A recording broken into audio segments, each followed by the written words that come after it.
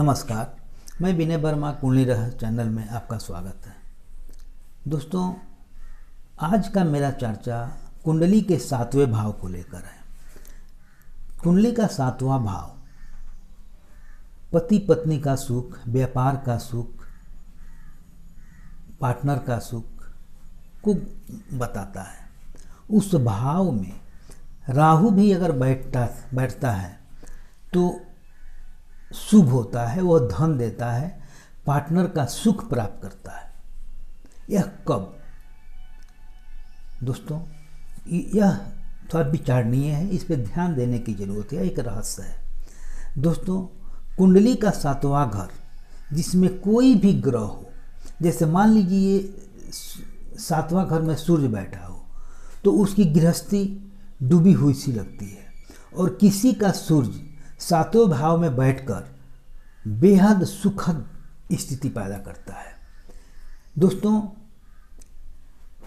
ठीक वैसा ही अगर 7वें भाव में राहु बैठा हो तो व्यक्ति गृहस्थ जीवन में खुश रहता है और बाहर भी खुश रहता है। दोस्तों, लेकिन किसी के कुंडली में 7वें घर में बैठा हुआ राहु उस व्यक्ति को अपनी गृहस्थी भी संभालने के लिए मजबूर कर देता है, वो परेशान हो जाता है, अपना गृहस्थी भी नहीं संभाल पाता है। दोस्तों, 7वें घर का जो भी गृहस्थी निभाने वाले लोग होते हैं, अगर 7वें घर में राहु बैठता है, स्थिति अगर कंडीशन बनती है तो वो परेशान हो जाता है। बाहर का तो मतलब ही नहीं है। लेकिन अगर इस पे ध्यान दें, उसका हाल 7वें घर में बैठ के उसका सब कुछ सत्यानाश हो जाता है। 7वें घर में राहु बैठता है। लेकिन किसी का 7वें घर में राहु बैठता है तो वह घर भी संभालता है और बाहर लव अफेयर करके बहुत सारा धन भी कमाता है, लाखों लाख खर्च भी करता है, रोज लाखों रुपया कमाता है, खूब खर्चा करता है। और दूसरा वाला राहु एक एक पैसा के लिए तरसा देता है। देखिए, ये विचारणीय है, ऐसा कब होता है दोस्तों? तो दूसरा वाला राहु एक एक पैसा के लिए जातक तरस जाता है, उसके घर में शांति नहीं रहती है, पति पत्नी के बीच में कलह हो जाता है, तनाव हो जाता है, तलाक तक हो जाता है। दोस्तों, यह सोचने की बात है। इसका कारण क्या है?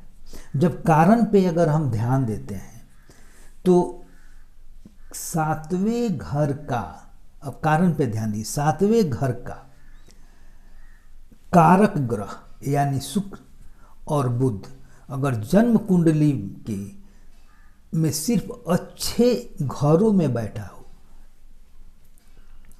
चाहे राशि कोई भी हो, अच्छे घर में बैठा हो, तो वह व्यक्ति मालो माल हो जाएगा।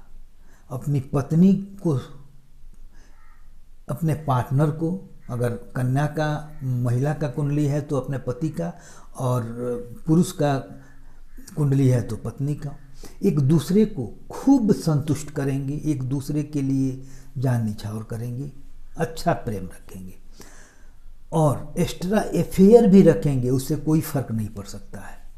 दोस्तों, तो जब